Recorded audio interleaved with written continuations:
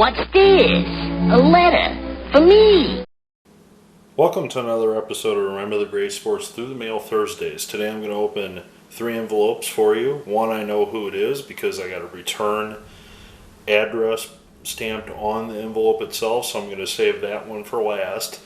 I have a thunderstorm rolling in, it sounds like outside, so if you hear some cracks and booms, that's all it is. It's nothing to be too worried about.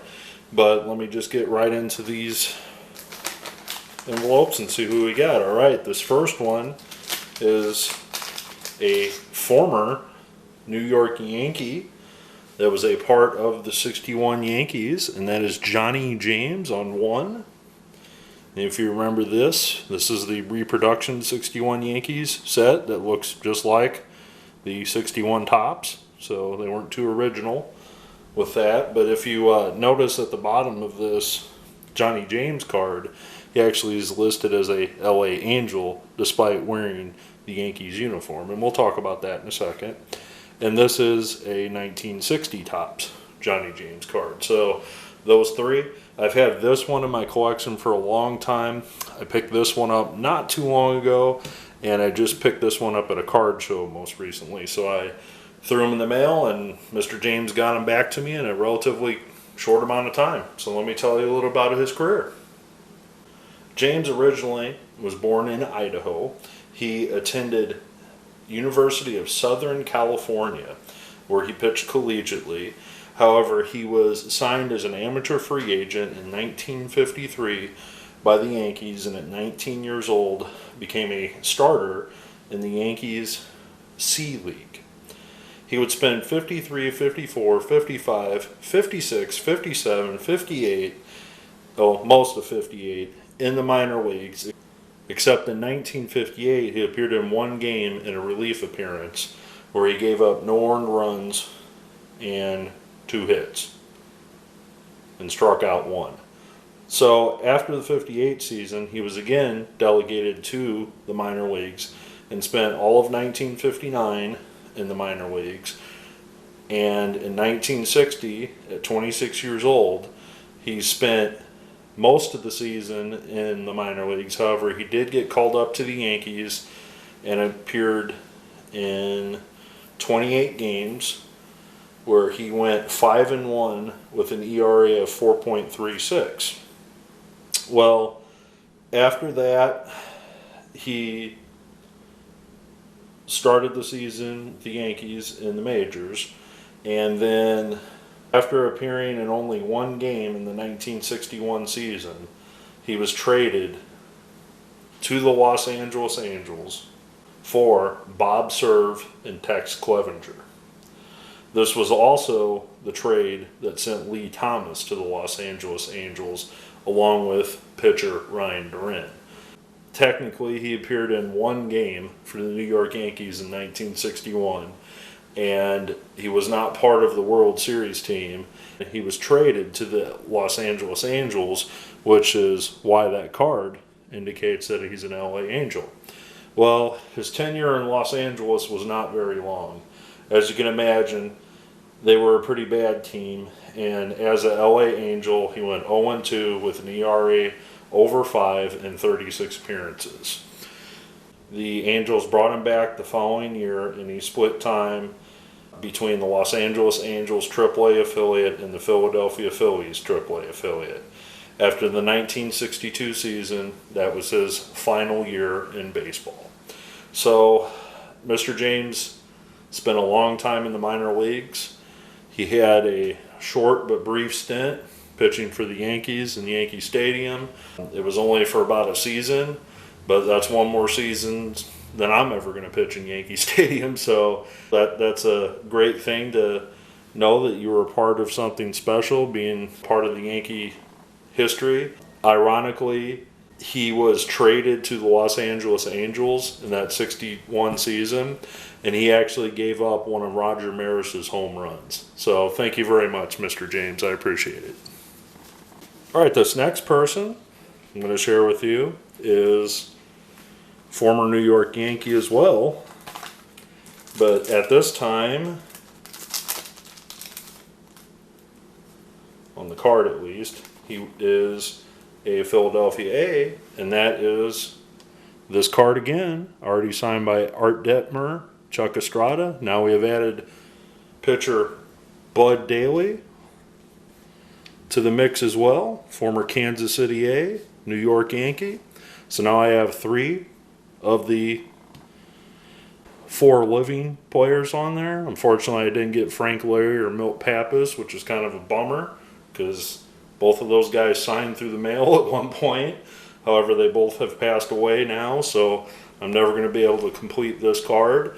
Jim Perry does sign through the mail for a fee, so we'll see about maybe sending this to him in the future to ask him to sign it. So let me tell you a little bit about Bud Daley. Bud Daley was a pitcher originally signed by the Cleveland Indians. Daley was purchased by the Sacramento Salons of the PCL on August 18th, 1955. Daley received offers from 5 other major league clubs. He signed with the Indians because he had a close personal friendship with Bob Lemon, the pitcher. He dropped his first major league start at Briggs Stadium in a 6-2 loss to the Detroit Tigers. Harvey Keene hit an 8th inning home run in a game in which the Tigers reached Daley for 9 of 10 hits in his first 6 innings. Daley was optioned to the Indianapolis Indians on July 4th, 1956. On September 7th, he was one of the 7 players recalled from the American Association for call-ups. On March 31st, 1958, after playing for the Indians, Daley was traded along with Gene Woodling and Dick Williams to the Baltimore Orioles for Larry Doby and Don Ferraris. So I didn't know that he was traded for Larry Doby. On April 18th, Daley was traded to the A's, Kansas City A's, for pitcher Arnie Portocarrero. Can't even say that. So he was very briefly with the Orioles organization and then was traded to the Kansas City A's in the 58 season. Daley put together a 4-game win streak in 1959, and on June 6th, he beat the Orioles 5-1 for his 5th win of the season. He conceded 5 hits to the Orioles, his former team, and afterwards had allowed only a single run in his previous 4 games. Casey Stengel selected Daley as one of 7 pitchers he picked for the American League All-Star team on July 2nd. Daley pitched a 5-hitter against the Orioles on July 21st. The 81 win would have been a shutout except for a homer by Walt Dropo, which Daley gave up with 2 out in the 9th. Kansas City earned its 6th straight victory thrown by Daley against Boston on July 25th. For the 7th place Kansas City A's, Daley achieved a 16-13 record with a 3.17 ERA in 1959. A couple setbacks to Daley. He had some chronic knee issues, and he was traded to the New York Yankees during the 1961 season after losing his starting rotation spot with the Kansas City A's. By trade, he was a knuckleball pitcher, so he was one of those guys that was kind of all over the place when he threw. He threw curves at 2 different speeds, but his main pitch was a knuckleball, so it kind of danced around. And you just don't see a knuckleballer that's a lefty all that often. Well, Daley played with the Yankees. He was part of the 61 Yankees championship team. He appeared in 4 All-Star games in 1959 and 60. However, in 61 and 62, he was part of the 2 World Series championship teams of the Yankees.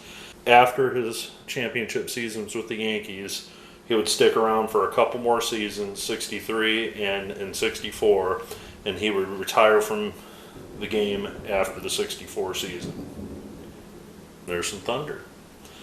So, very happy to add 2-time All-Star, New York Yankee legend, Bud Daley, to my collection. Alright, so this final one is one that I've had sitting on my to-do list for a long time. And I actually sent this out and got a return to sender, so I kind of waited a little while to find a new address. And that is former Cleveland Indian and Atlanta Brave pitcher Frank Funk, which sounds more like a wrestling name than it does a baseball player.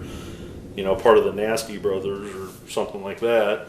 And he signed these 2 cards, but I also happen to have this postcard of him that I picked this up in a lot a long time ago of this Giants postcard when he was a pitching coach for the organization.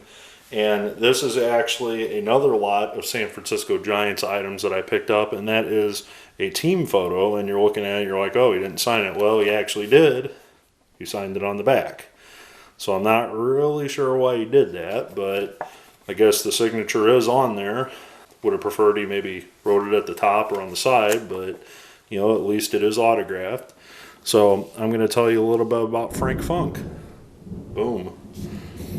And hopefully the lights don't go out. Frank Funk, who was originally from Washington, attended high school in Washington, D.C., but also attended American University, Benjamin Franklin University, and Shepherd University in West Virginia.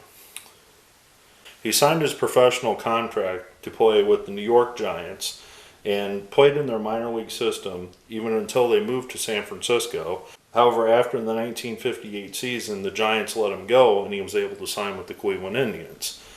Well, he spent 1 year in AAA with the Indians and actually had a pretty good year, going 6-3 with a 2.10 ERA, and was able to get called up mid to late season. And he made his major league debut with the Cleveland Indians and finished the year appearing in 9 games and going 4-2 with an ERA of 1.99. Well, the following year, in 1961, the Cleveland Indians put him in their bullpen full time, and he appeared in 56 games, and he split right down the middle with an 11 wins and 11 losses record with a 3.31 ERA.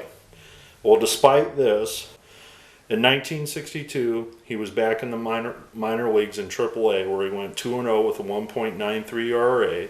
And with this excellent record, he got called up to the majors back with the Indians, where he went 2-1 with a 3.24 ERA and 47 appearances.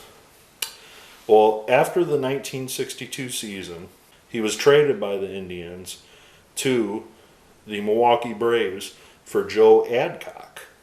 So the great Joe Adcock went from the Braves to the Cleveland Indians.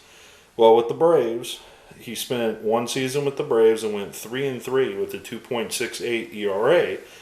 And despite having this excellent record at .500 and a low ERA, he was sent back to Milwaukee's AAA affiliate in 1964, where he went 7-10 and never returned to the major leagues ever again. He made the move with the Braves to Atlanta. However, he was in their minor league system, and then he spent the 1969 season going back to the organization that originally drafted him, the San Francisco Giants. Well, after the 1969 season, he retired from playing and became a coach in the Giants organization. After retiring as a player, he served as a minor league manager and pitching coach and coached at the major league levels with the Giants, as shown on this card and that card, and also the Seattle Mariners, the Kansas City Royals, and the Colorado Rockies. So he was one of these individuals, again, that had a career in baseball spanning a long time, which is very neat. So I want to thank you, Mr. Funk, for signing my cards. I want to thank both Mr. James and Mr. Daley for signing as well. Thank you again for joining me for another episode. I'll look forward to your comments below.